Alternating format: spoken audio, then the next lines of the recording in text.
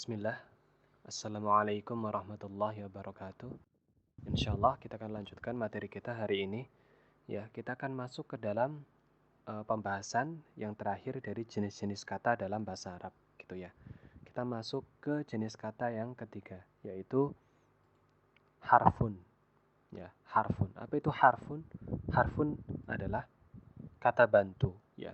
Jadi kata ini digunakan untuk menyempurnakan arti dari kata setelahnya, ya. Jadi dia tidak bisa berdiri sendiri, ya. Jadi pada dasarnya dia itu bukan kata yang lengkap gitu ya. Jadi dia itu harus bergandengan dengan kata yang lain, begitu kan.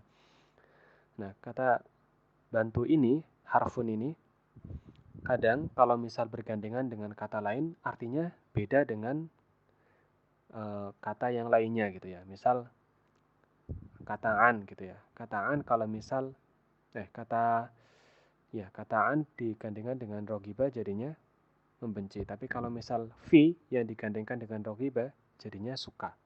Gitu ya. Jadi beda. Fi sama an.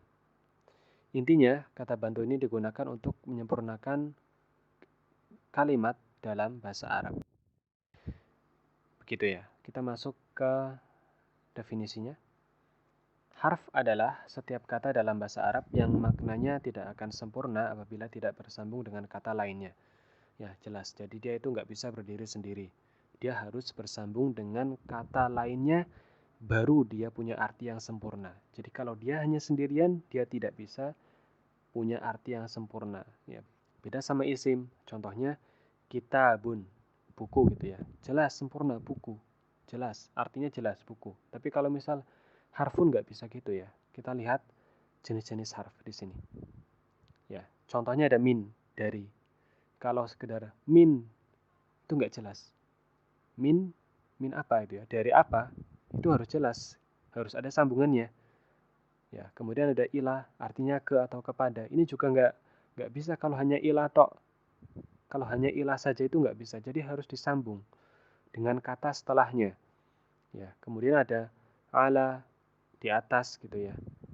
Kemudian ada fi, di, kemudian an, dari, bi, dengan gitu kan.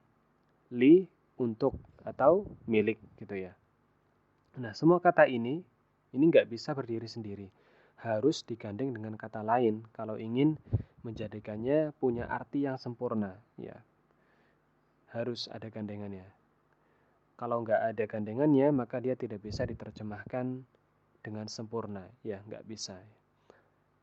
Demikian pembelajaran kita hari ini tentang jenis-jenis kata dalam bahasa Arab. Ya, insya Allah kita akan lanjut ke poin yang selanjutnya di video yang selanjutnya. Syukran, jazakumullahu khairan.